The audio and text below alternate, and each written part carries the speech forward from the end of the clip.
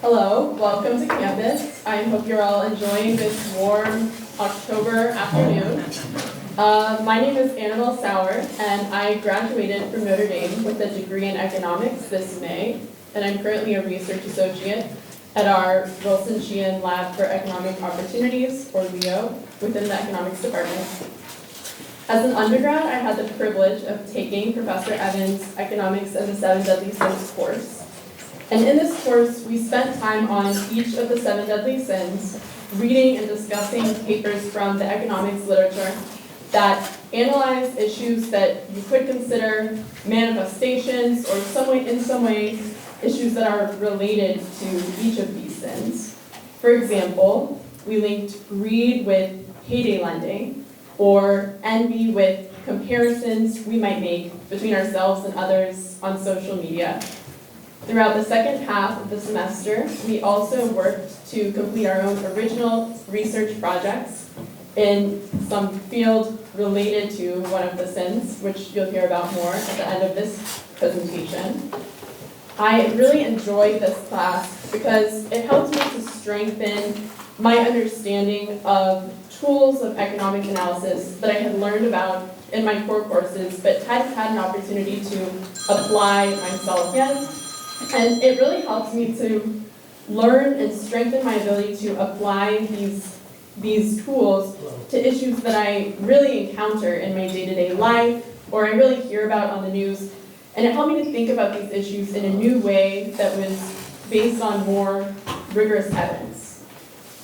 Additionally, as a Roman Catholic and aspiring economist, I really appreciated the opportunity to create a linkage between my faith and my work in the field that I'm interested in. So I'm really excited that you guys will all get the opportunity to experience this special class today. And I'm happy to introduce you to Professor Evans. After earning his PhD in economics at Duke University and serving on the economics faculty at the University of Maryland, Professor Evans has been the Keough Hesburgh Professor of Economics at Notre Dame since 2007. He served as the Economics Department Chair from 2014 to 2020 and is the co-founder of LEO, which is an anti-poverty research lab and which just celebrated its 13th birthday this week. He's also the director of the newly created Notre Dame Population Analytics, which works in interdisciplinary research. And his research focuses on topics in applied microeconomics, so labor or the economics of education and health economics. He's recently taught undergraduate courses in health economics and, as you know, economics of the seven deadly sins. And with that, here is Professor Bill Evans. I hope you guys all enjoy.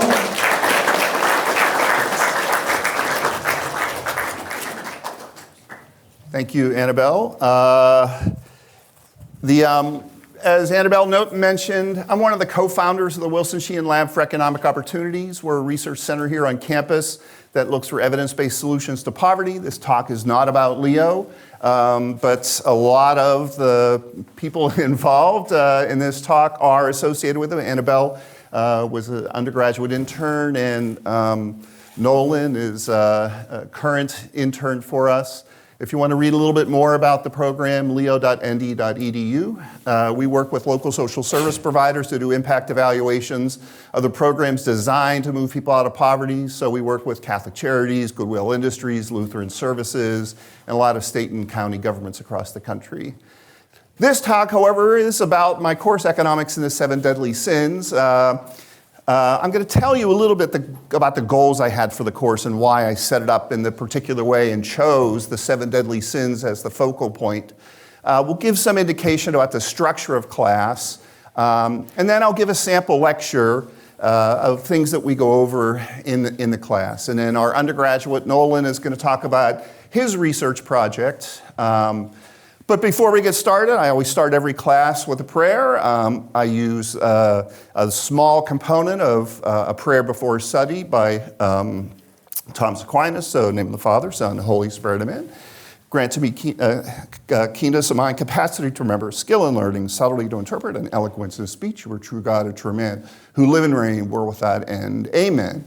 All right. So, pride, lust, envy, avarice, wrath, gluttony, and sloth. How in the world did they end up to be in an economics class?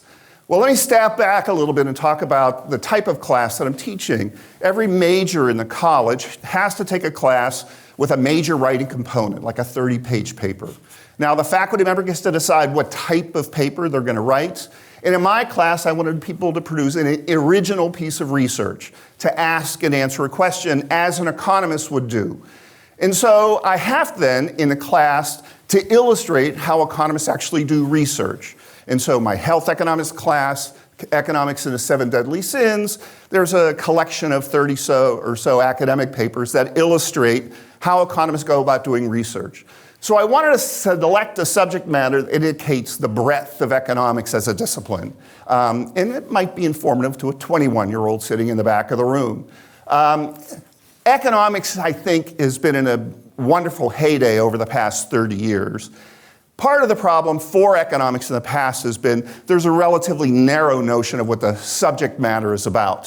When anyone finds out I'm an academic economist, they say, oh, should I be refinancing my house? What are the interest rates going to be doing? And I know very little about the macro economy, but economics has exploded in terms of the subject matter, the topics that we discuss, and it's been reflected in terms of the majors that are coming into the discipline. So this is a survey from 293 schools over the past 30 years, counting the number of baccalaureate degrees in economics, and it's doubled over that time period. Notre Dame has experienced the same type of growth back in 2004. If you take a look at the total number of majors at the end of the spring semester, so these are people that are graduating all the way down to people that are newly enrolled as an economics majors, that number has gone up by a factor of 3. Part of the reason is that I think in the popular press, there have been books like Freakonomics, Naked Economics, or The Armchair Economist that have illustrated the breadth of the topics that economists actually work on. And so it's not just about dollars and cents, it's primarily about people. And so why did I focus on the 7 deadly sins? So it ends up to be fundamental to my research. I've done a lot of work on gun violence, the drug crisis, economic control of alcohol and tobacco, the social determinants of health. I have a big project now on why males are exiting the labor force in record numbers. If you were to ask my wife what I work on, she says I work on death. It's the primary outcome in about a half of my work. It ends up that the weaknesses of man are just an inherently interesting topic to write about. Take a look at the movies, the plays, the books, the music, and a lot of it is about the weaknesses of man. I think the subject matter is both topical and timely, and given the structure of the class, it's uniquely Notre Dame. It's also the case that the 7 deadly sins are a really important component of day-to-day life in America. 41% of the adult population is obese, 70% are overweight. Since 1999, 1.3 million people have died from drug overdoses. If you take a look at the total number of people that have died, US soldiers that have died in all armed conflicts since the Revolutionary War, it's 1.1 million. So the drug crisis is on the same order of magnitude as violence and war. 30% of internet traffic is porn. Porn sites get more visitors than Netflix, Amazon Prime, and Twitter combined. Murders are now at rates we have not seen since the early days of the crack epidemic, and black males have 10 times the murder rate compared to those of white males. Murder rates for black males 15 to 24 are twice the rate of the most violent country in the world. Just staggering numbers. Mental illness among young adults is at an all-time high, and many tie this to body image issues brought about by social media. Church attendance is cratering. Many young males are out of the labor force at this time, more than we've ever seen in our history. And corruption is rampant and prevents economic growth, especially in many poor countries. So the way the class is structured, I have 7 sections. Within every section, we read a chapter from this nice reader called Naming Our Sins. And it's written by 7 different theologians who take a modern take on the Catholic Church's notion of the 7 deadly sins. And it's just an introduction to each section. It's trying to get the students to think about each of these in their own day-to-day life and try to bring it to sort of more modern context. The way the book is structured, Thomas Aquinas wrote extensively about the 7 deadly sins, and each of the chapters follows Aquinas' structure and how it applies to day-to-day life. Then we read a series of academic articles that are tied back to that particular sin, and we try to focus on how economists end up answering particular questions. So some of the topics we discussed during the semester: does the release of violent movies spur on violent crime? There's a lot of open payroll practices. They tend to generate a lot of unhappiness when you find out what your workers make, what your coworkers make. We talk about the origins of the obesity and the drug crisis. How is competition between church and the secular world reduce religious attendance? Why are there so many people out of the workforce? Do corrupt government organizations persist because they attract corrupt employees? And how the rise of high-speed internet has encouraged sex crimes. Decided today that I was going to focus on gluttony as the sin and give you a lecture from that particular portion of the class. In the Naming Our Sins book, the author does a nice job of kind of bringing the notion of gluttony into a modern day context. When Aquinas was writing in the 13th century, the biggest problem facing the world was finding enough food. That is not the problem anymore in the United States. Gluttony is usually associated with food or drink. Standard textbook definitions are habitual greed or excess in eating or drinking contrary to reason. But some have extended this to other forms of excess consumption: drugs, exercise, cosmetic surgery, shopping, social media use. Aquinas is clear to point out that we're not concerned about the outcomes of the sin, which could be obesity. What we're concerned about is the act itself and our relationship with this consumption, whether it's overeating or overdrinking or too much shopping. So the sin is the preoccupation with the act and not the result of it. The author takes the typology in Aquinas and says there's typically 3 sources of the sin. There's gluttony of excess, which is kind of gluttony proper, where there's too much consumption of the good. In this particular case, it's not necessarily that you're consuming a lot. Our oldest swam for Notre Dame. He ate a ton. I don't think it was gluttony, but his metabolism was such that he needed that. This is more about you have this desire to consume food. You have this interest in finishing the bag of Doritos. You have this interest in going to Golden Corral and seeing how much you can consume. So that's the typical definition of gluttony. However, there's other ways that gluttony and your consumption of food can turn into a sin. And so the second form is the gluttony of delicacy. So for example, suppose you have exacting standards for food. And I have a colleague who tells a story. There was a famous academic who was in town. He came over to his house. He had a bottle of wine. The academic took one drink and says, "Oh, this isn't good enough for me. I can't consume it." That becomes an insult to your host. And so as a result, you can have these standards that make it difficult for people to host, for people to come to your house. It could also be the case that you're consumed with food preparation. And so maybe you spend a lot of times counting calories or trying to figure out what the optimal amount of food is going to be. Or maybe you spend a lot of time in the kitchen and you don't spend time with your children or with your spouse. Finally, there's gluttony of consumption, and this is the appropriateness of where, when, and how food is consumed. Now, a lot of this has to do with current standards. So I teach usually 9:30 to 10:45, and then 11 to 12:15. A lot of students are in my 11 o'clock class. They have a class right after it. So they will literally bring their lunch and eat it during class. 40 years ago, you would never seen that in a class. Think about last time you were in mass. How many kids are eating Cheerios? How many kids are eating bananas? Again, that's a relatively new phenomena. There is a time and a place for everything. Society kind of determines where these things are. But the interesting thing about the gluttony of consumption is that there's a lot of ways in which we eat the food, in which a sin in terms of the way in which we're treating the communal aspect of the meal. can be ruined. So for example, you make a really nice Thanksgiving meal, everyone hurries up and eats it so they can see the next football game. You kind of disrespect the communal notion, you also disrespect the preparers of the food who spent all this time and put effort into it. Or when you're having meal and everyone's on their phones and no one's talking. So those are some of the ways, some of the discussions that we try to have when we begin each of the chapters and bring some of the notion of the sin into a modern context. But this is not necessarily limited to food. So think about shopping. The gluttony of excess could be you buy things not because you need them, because you like the act of shopping. It's your attachment to that act that's the problem. You could have the gluttony of delicacy, where you're purchasing things your social media influencer tells you to purchase that you might not be able to afford. Or you can turn every trip into a shopping experience and ruin it for me. No. All right.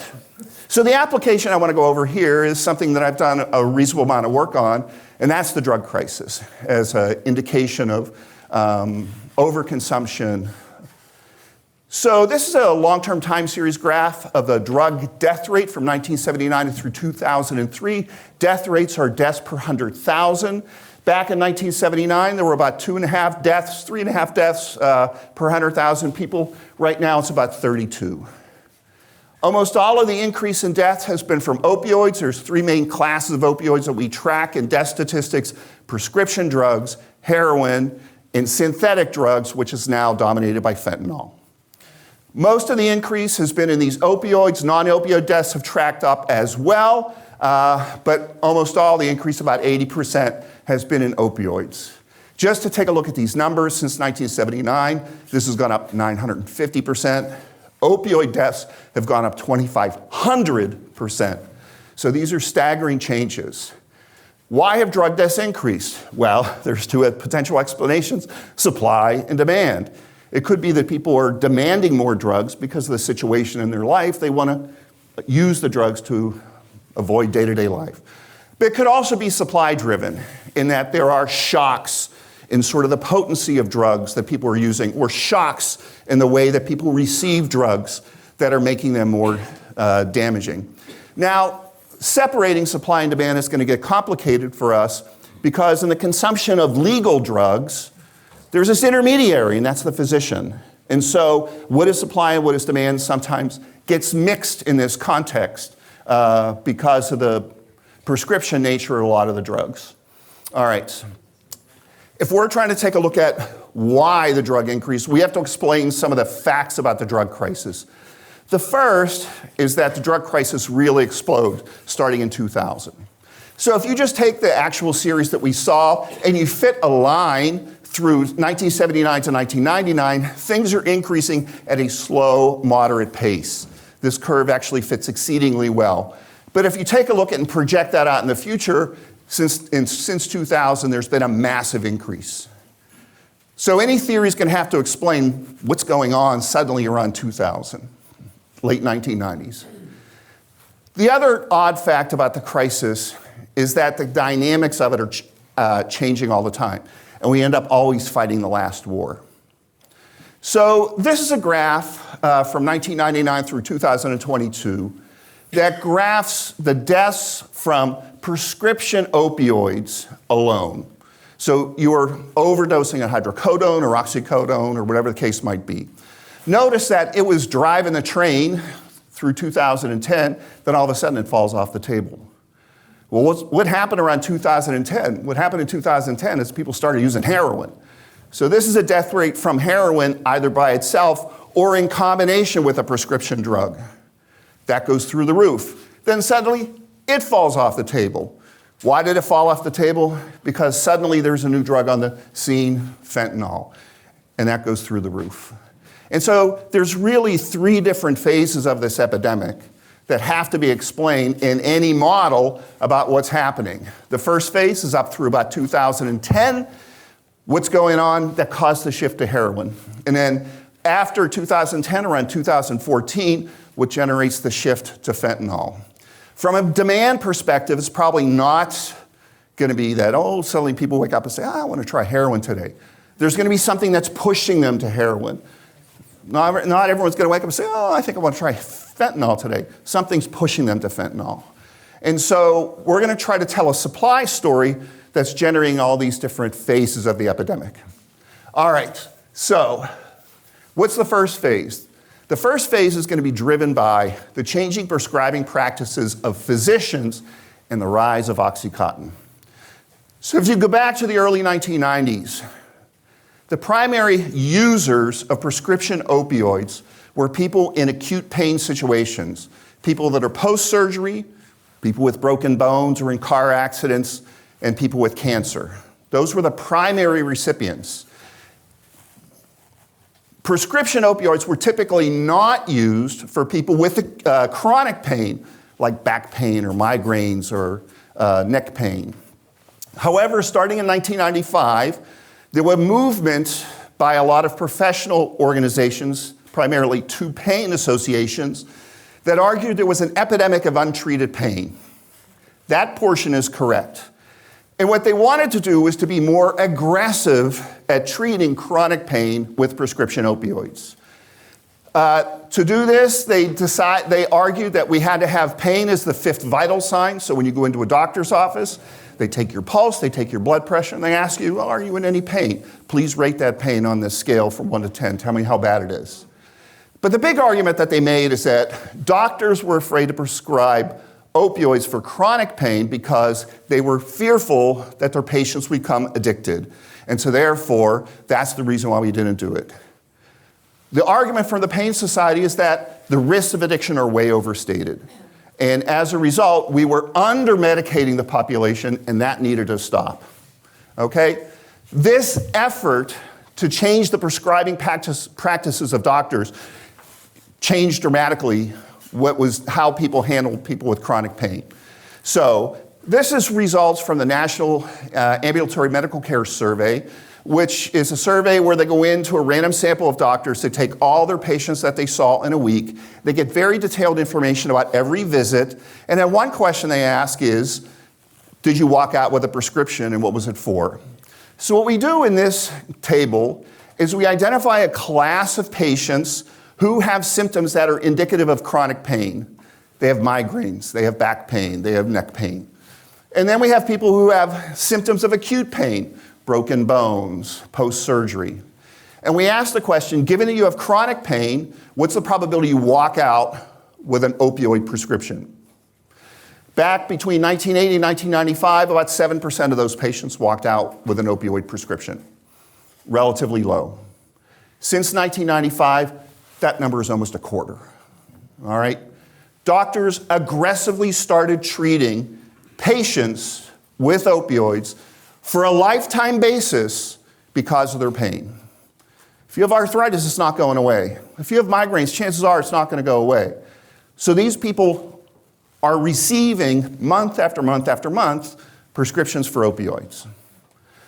What does this do? Prescriptions should be more prevalent in areas that have more pain. And since prescriptions are going to be a function of how many people are being, abuse is going to be a function of how many people are being treated, it should be the case that we should see more prescribing and hence more abuse, i.e. death, in areas that have more pain. It's really hard to get a measure of pain. However, we have a pretty good measure of pain, and that's the fraction of people that are on disability insurance. People on disability insurance are primarily on there for problems with chronic pain. It's also the case that they are really, really heavy users of opioids. So what we do is just calculate the fraction of people with disability insurance in 1990 and ask, how did the epidemic progress in areas that have high pain, high SSDI rates, and low pain, low disability insurance rates? So this is a graph that takes a look at the shipments in morphine equivalent grams of all opioids between 1997 and 2015. We break it up into two groups: high pain, high SSDI rates, and low pain, low SSDI rates. And notice that there's a massive difference over time that only grows. We're prescribing more drugs in areas that have a lot of pain. Does this translate into mortality? Well, if we take a look at mortality rates from 1983 to 1995, notice that the high SSDI rates actually had lower mortality initially, but after that, when we started saying, hey, we need to change things, mortality goes through the roof. So the result that we calculate in the paper that if prescribing practices had stayed at the 1995 rates, death rates by 2015 would be 50% lower. So doctors were at the epicenter of this crisis, all right? The prescribing practices of doctors are building the embers of a fire. This turned into a full-fledged inferno with the introduction of OxyContin. OxyContin is a drug produced by Purdue Pharma. Its active ingredient is oxycodone, which has been around in this country since 1935. You might also know it as Percodan and Percocet, which are mixed with aspirin and acetaminophen, respectively. What makes OxyContin an attractive drug is that it has a really, really high milligram content. And so you only have to take one pill every 12 hours. So instead of taking a 15 milligram hydrocodone every 3 hours, you're going to take one 60 milligram OxyContin twice a day. Okay? It's one of the most successful drugs ever produced to generate $35 billion in worldwide sales through 2015. OxyContin was released at the same time as doctors were becoming more aggressive at pain management. And Purdue Pharma actively marketed the drug to general practitioners. They made two primary arguments. The first is that Purdue sales force was trained to mislead doctors about the risks of addiction. And the primary tool that they used was the famous Porter and Jick study in 1980 that said, when properly administered, the risk of addiction from using opioids is way overstated. What is Porter and Jick? Porter and Jick is a 100-word letter to the editor in the New England Journal of Medicine. All it said was that of 40,000 hospitalized patients, 12,000 were given at least one prescription for opioids, and only 4 of them got addicted. That doesn't say anything about if you prescribe it for the person's, the rest of their lives are not going to become addicted. So in 1996, when Purdue first started advertising OxyContin, it was allowed to say that addiction is rare when appropriately used. By 2001, they were forced to stop by the federal government. They kept doing so. Then in 2007, they paid $600 million in fines for false and misleading advertising. Eventually, they were sued by many different organizations, and as a result, have declared bankruptcy. And the transfers associated in the litigation are still being handled out. All right. What's the problem? The problem is OxyContin is really, really high in milligram content. And it became known that you could crush, turn it into a powder, and snort it in order to get all 60 milligrams or 80 milligrams at once. So it became the drug of choice for people that wanted to abuse it and people that became addicted to it, okay?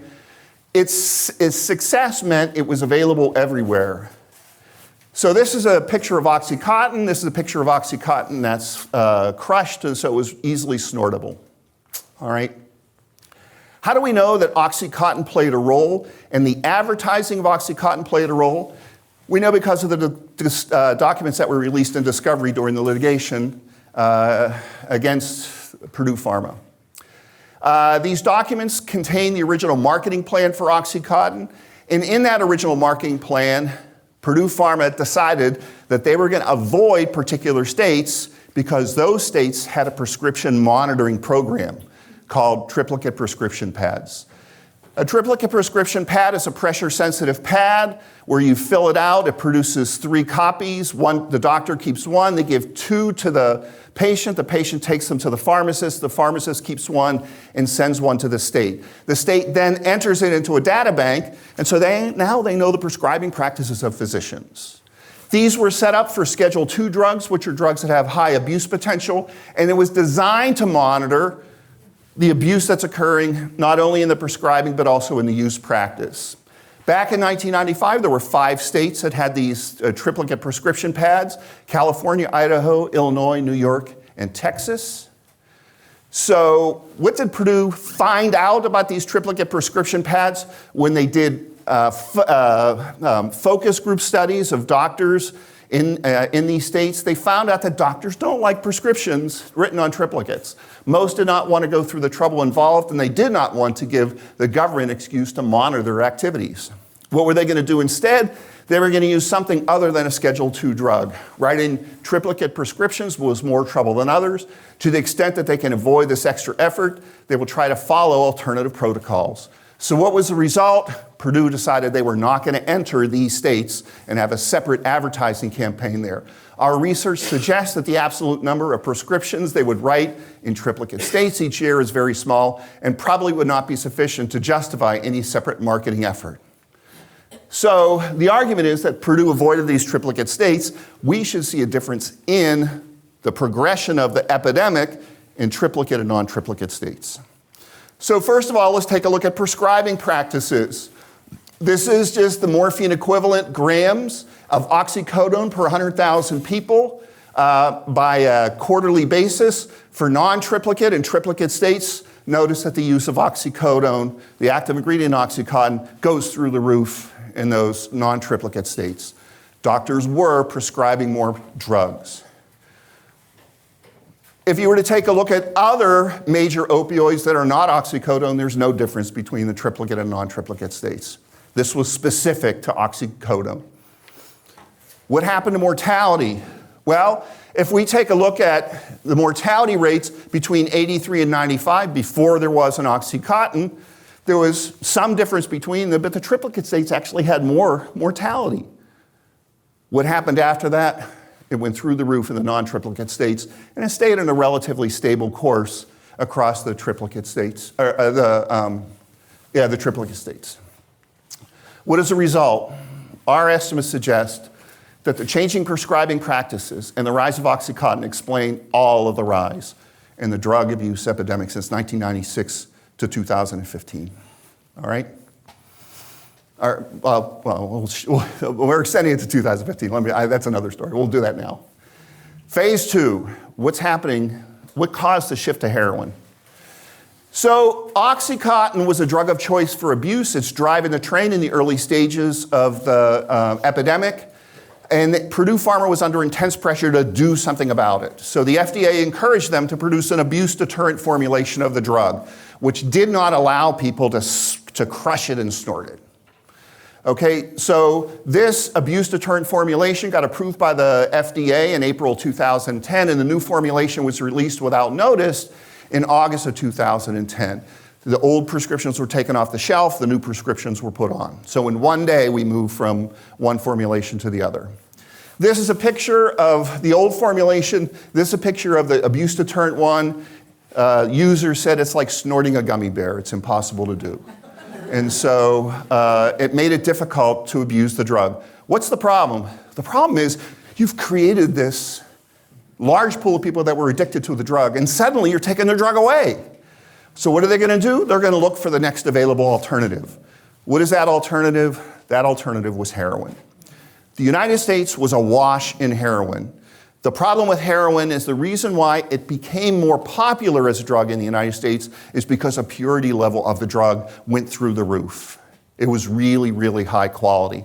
So it was an incredibly cheap drug. It was now in real high purity form.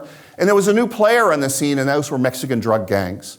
Typically, heroin was controlled by organized crime, the mafia.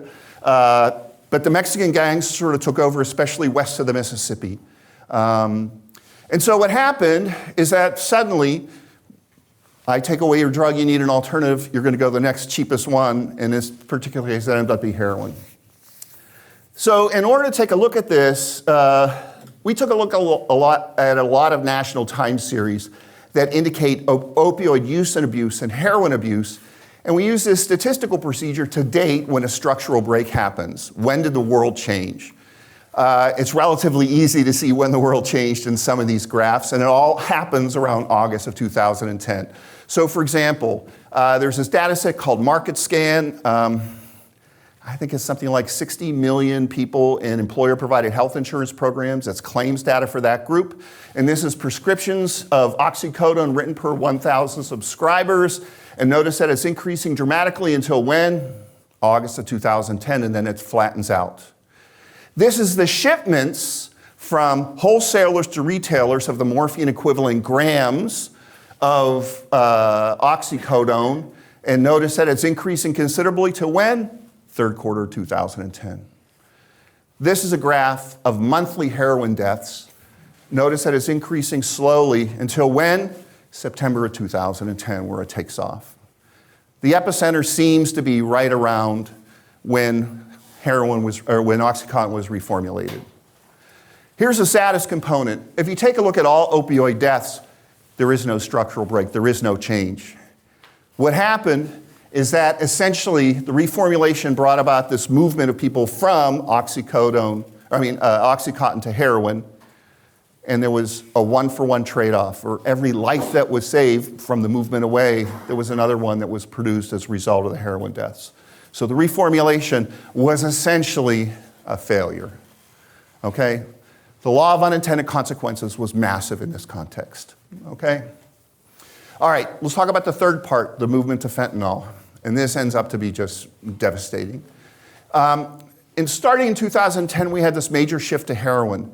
Suddenly, at the retail level, heroin started to be mixed with this new drug, a synthetic opioid called called fentanyl. Fentanyl is 50 times more potent than morphine. Prince died of a fentanyl overdose. This is a graph of how much pure heroin it takes in order for you to die from an overdose. This is the amount of fentanyl that you need. It's very trivial. So when you're mixing a drug with this extra substance, you slip up a little bit, you're going to have a very deadly product. Originally, fentanyl was making it to the United States through the dark web. Most of these dark web sites were in China. The reason why is because A, the raw chemicals to produce fentanyl were relatively available, and B, fentanyl was not considered a controlled substance in China, so people could produce it without fear of being arrested. The willing participant in all this was the United States Postal Service, because when you ship a package by the Postal Service, it does not have to have a return address. And so therefore, you could ship it to your compatriot in the United States, and they could distribute it for you. Whereas FedEx, UPS, you have to have a return address in order to ship the package. All right? In 2018, at the G8 summit in Buenos Aires, Trump went to Xi and said, hey, can you make fentanyl a controlled substance? And he said, sure, why not?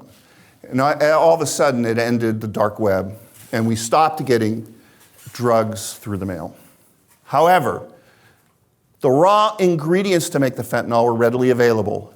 And all it did was shift the production to Mexico. And so now the raw ingredients are brought in. Mexican drug gangs are now turning these ingredients into fentanyl. $32,000 in ingredients can produce 1 million pills with a street value of $20 million. This is an incredibly lucrative business. All right. Most of the mixing of the drugs is occurring at the retail level. At least that's what people think. And it's thought that the Sinaloa and Jalisco cartels are the most likely sources of this in the United States. So the big problem, the third stage of the epidemic, is that it has moved from an opioid addiction problem to a drug poisoning problem. So this is a long-run time series of cocaine deaths. Cocaine deaths were relatively flat until about 2014 when they exploded. What happened? People started mixing at the retail level cocaine with fentanyl. So if we take a look at cocaine deaths that had fentanyl as well, that's essentially 100% of the increase. And if you took a look at overdoses without any, cocaine overdoses without synthetic opioids, there was no change in the trend. And so all of the increase in cocaine deaths is really cocaine being mixed with fentanyl.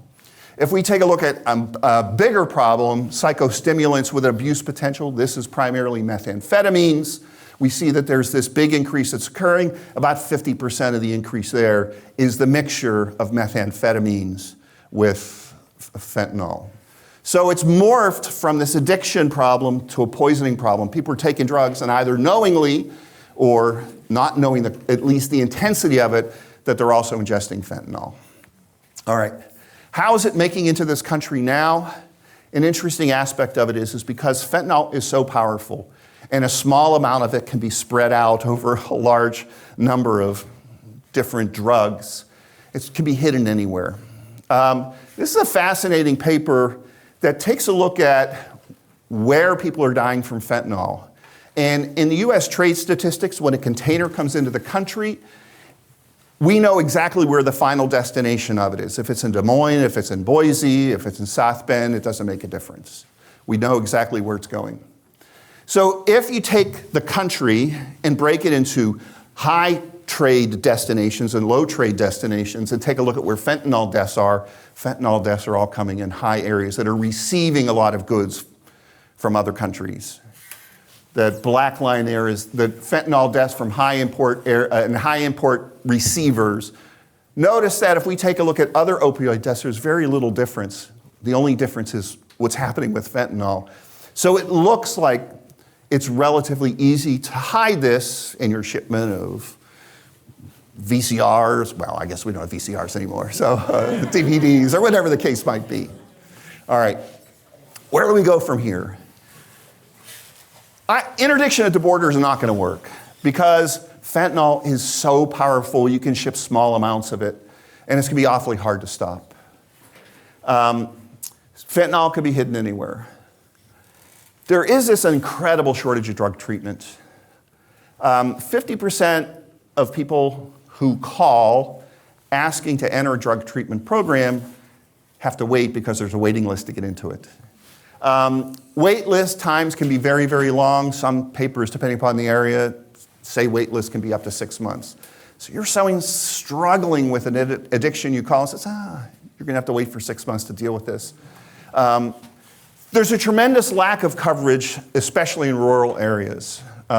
So it makes an enormous difference where you live, whether you have access to this at all. One thing that has happened recently is that there's been all these efforts at the state level to equip people with Narcan. It's relatively straightforward for a lot of people to identify someone struggling with an overdose, especially from an opioid, because it ends up dying from respiratory failure. If you use Narcan, it essentially eliminates that particular problem right away. And so people are trying to equip. There's been a lot of research on this recently. How much is the Narcan availability helping out? And there's kind of conflicting evidence. And one problem is that if you're having some people who are using drugs and you're equipping them with a way to decrease the downside risk of an overdose, then you might be encouraging more drug use. And so I don't think the evidence on sort of the effectiveness of Narcan is actually out there. But I still think we also need to retrain physicians in terms of the prescribing practices. They got to think a little bit more about what the downside risk of the opioid prescription might be. So there's been some effort in that. Probably the VA has been the most aggressive at trying to get that done. And there seems to have some success there. But I still think we need to have some retraining. The AMA had this interesting statement. They essentially said, hey, we've been at the root of this problem. We have to be at the forefront of the solution as well. All right, so that's a typical class that we have. That's a downer on a Saturday, Friday, but it's need to know the facts of life. The reason why we focus on academic research is because I want students to write a research paper for the class. I've asked one of our star undergraduate students, Nolan Fletez, to come in and talk about his paper that he did for my class 2 years ago now. And it's on a same general topic, which is legalization of marijuana. And he was taking a look at some particular results. So let's have Nolan come up here and talk a little bit about his research paper. I should probably use this. Good afternoon, everybody. I can get a turn off there. Good afternoon, everybody. My name is Nolan Fletez. I'm a senior economics major here at Notre Dame. I'm a resident in Graham Family Hall, and I was formerly a resident at Pangborn Hall before it was demolished. So I took Professor Evans's class in the spring of 2024 as a sophomore. And so as Professor Evans mentioned, we had a capstone project. It was a full-length economics paper that answered a question related to the 7 deadly sins. So after some deliberation, I chose marijuana consumption, given the recent push for its legalization.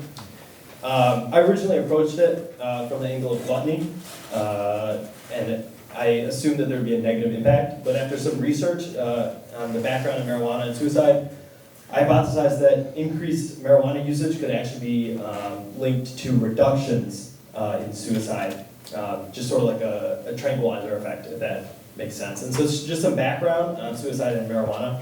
Suicides per 100,000 deaths in the US have increased more than 30% since 1998. The CDC reports suicide as the second leading cause of death for Americans aged 10 to 34 in 2021. In 2023, over 50% of Americans reported trying marijuana. In January 2024, there were over 12,000 marijuana dispensaries across the United States. As of 2023, 24 states and Washington, D.C. had legalized the use of recreational marijuana, and 41 states had legalized the medical use of marijuana, recreational being to get high, and medical as like either an antidepressant or more commonly as an anti-anxiety medication. And the marijuana generally has a mellowing effect while intensifying emotions and enhancing persistent thoughts, or so I've been told. So I used what's called the difference in difference model to determine whether or not there was a link between marijuana legalization and suicide rates in the United States. Essentially, for the non-economists in the room, I looked at the rate of suicide in states that had not legalized marijuana and compared them to the suicide rates of the states that had legalized it. Because the idea is before any states have legalized marijuana, their suicide rates should be the same and be on the same trends. And so any difference post-legalization, we should be able to attribute mostly to that legalization of marijuana. And so this allowed me to look past things that were common between the states. An example that I came up with, like if TikTok changes their algorithm and it makes young girls marginally less confident, which might increase their suicide rate, that would not show up in our result because it would be common between the states. And so ultimately, I didn't find a strong effect regarding the legalization on suicide rates. I did find a few minor negative effects, notably among those aged 10 to 34, which was that high suicide rate group, but nothing that withstood any robustness checks. Robustness checks being me attacking my methodology. And so economics, we call this the null result. It doesn't necessarily mean that there's no effect. It just means that I wasn't able to prove one. So in summary of what I've taken away from this class, it was a great learning experience. Even though I didn't contribute a positive result to the economic literature, I personally learned a great deal from the class in my own paper. I chose a topic of interest to me, perform my own research, and work towards a singular goal. There are not many opportunities in undergrad to obsess over a single topic for a whole semester. Except for football. Except for football, yeah. And so I was able to essentially play economist for 4 months and learn firsthand what the life of a researcher was like. This experience is going to stay with me as I move forward with my career as a lawyer. I'm going to integrate the economist's commitment to rigorous empiricism and impartiality when researching and answering questions into my legal practice. And lastly, this paper was a major source of accomplishment for me. Aside from my honors thesis, which I'm currently writing now, it's the biggest solo project I've ever undertaken in university and out. 4 months is a long time to think about a single question. I found that intense research tends to linger in the back of your mind, with epiphanies popping in your head at odd times, like when eating lunch at South Dining Hall or when falling asleep in my bunk in Pangborn. It's eerie, yet awesome. The final paper submission was admittedly fun too. Professor Evans is a little old school. He made us print out our papers. Mine was 30 pages, it was pretty thick. And then we had to walk the paper to his office to turn it in personally. This is an old reference, but I felt like James Hart in Paper Chase turning an assignment in to Professor Kingsfield. Anyway, I look back very fondly on economics and the 7 deadly sins, and helped me grow not just as an economist, but as a student more broadly. Thank you.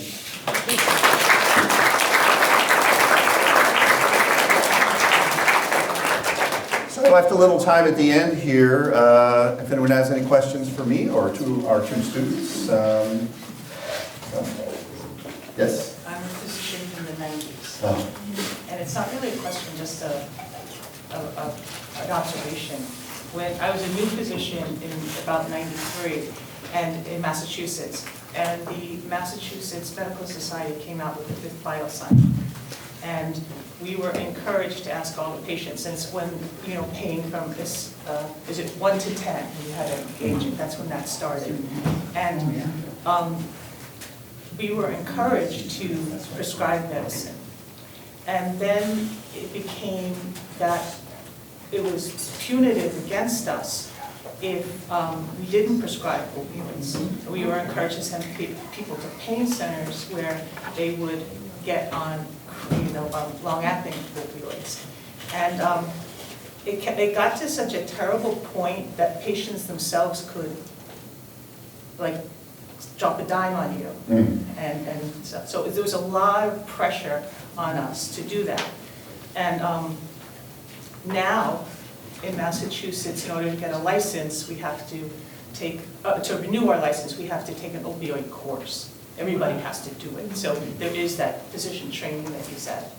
But now the next thing, though, that you said you're always behind the 8 ball, now there's remifentanil, which is like 50 to 100 times more strong than fentanyl. Yeah. And that's the next thing on the horizon. So in terms of where this came about, these pain societies were incredibly aggressive at trying to get state boards to relax the rules about what is a standard practice of care in terms of prescribing opioids to people with chronic disease.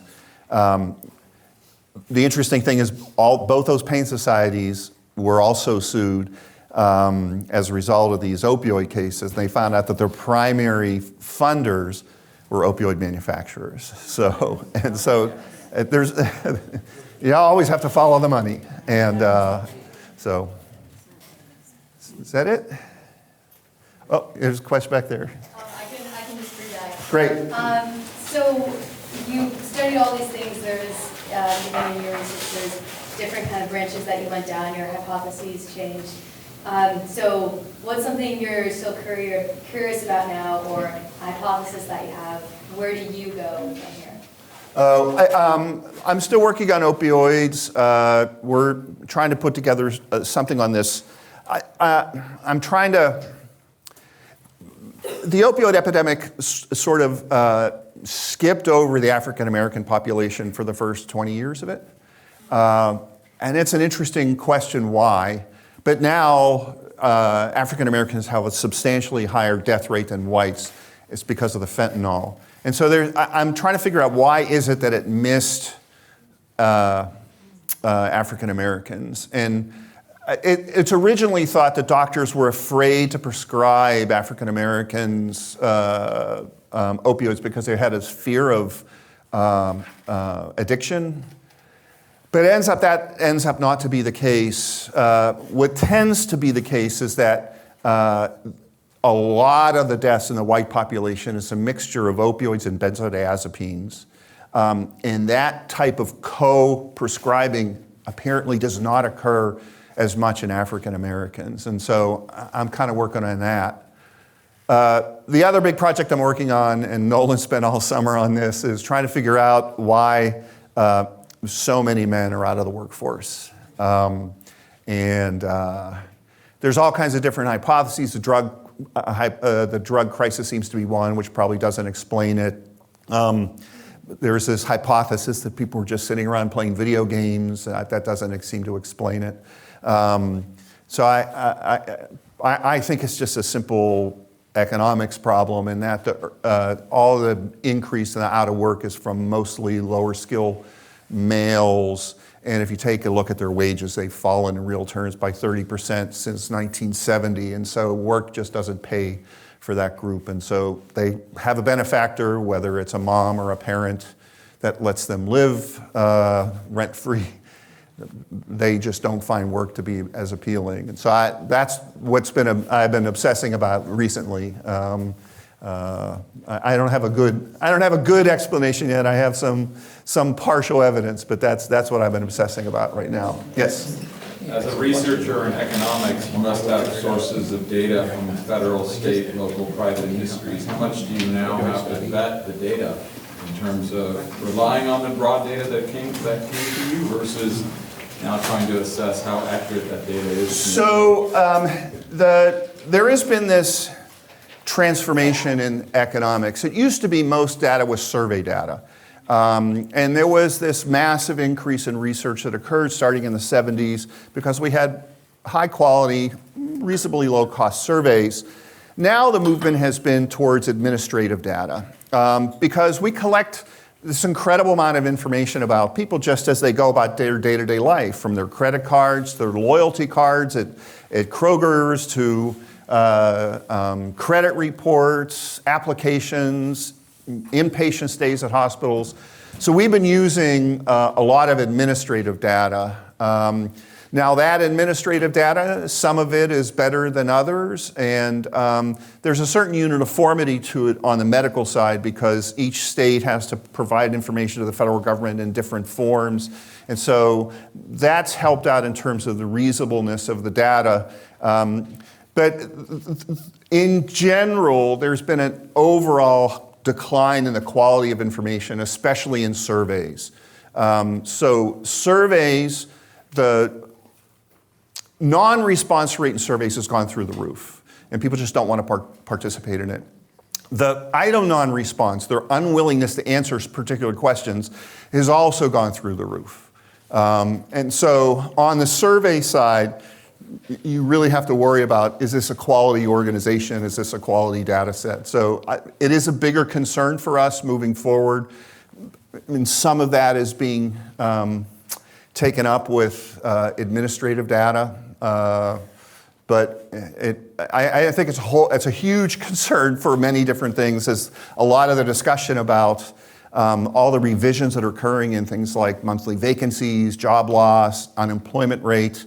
There's wild swings that are occurring in these survey data sets that are not sampling variation. It's the change in the quality of the survey. So that's something we worry about quite a bit.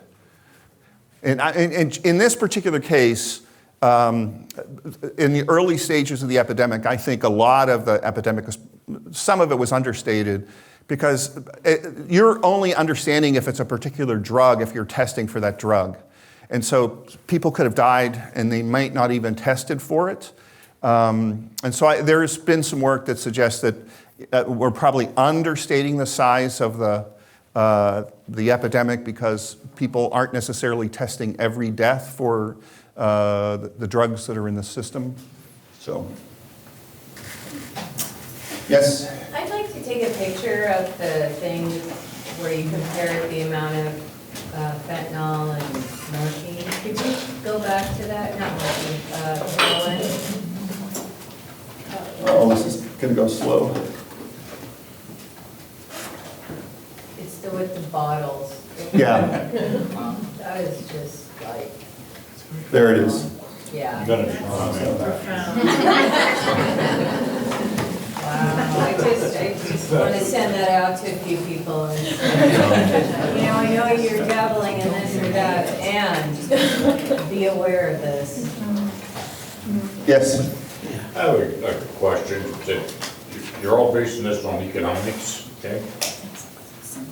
With all the data that you and your students have collected, are you developing any formulas that you can pass on to the representatives that can use this?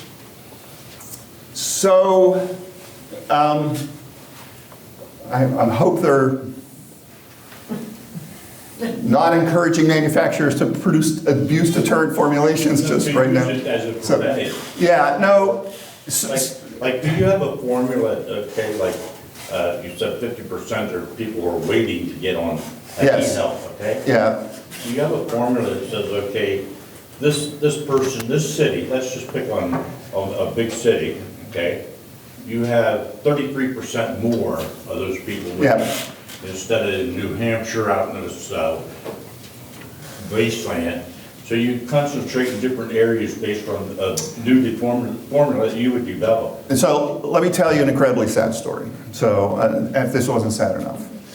We were talking to a state and they were struggling with the lack of treatment facilities and the amount of money people were willing to spend on treatment facilities.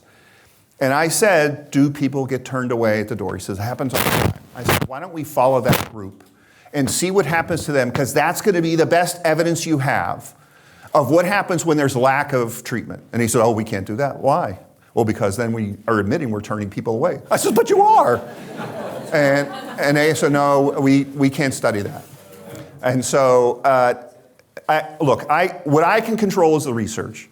What people do with that information, I've lost control over that. Now, I hope they use it for good and not for evil, but it has been somewhat disheartening, the way in which some of the evidence has been used. And so what we can do from this, we're always fighting the last battle, and so as a result, I think we've been way behind. And knowing where this is going to go, and it's a really difficult problem given the potency of fentanyl and the fact that I think a lot of the mixing is occurring at the retail level. So I'm not sure exactly how to handle this, but I'm somewhat dismayed about the political response just because it seems to be more CYA than anything else. So, yes. Not about research, but about your research necessarily, but why? It doesn't make sense that you'd want to kill your customer. So why are they mixing fentanyl with other drugs? I think they're just mixing it poorly. So I think that's the biggest problem is look, this is not happening in a very scientific manner at the retail level. And so you don't want to kill your customers, but at the same time, they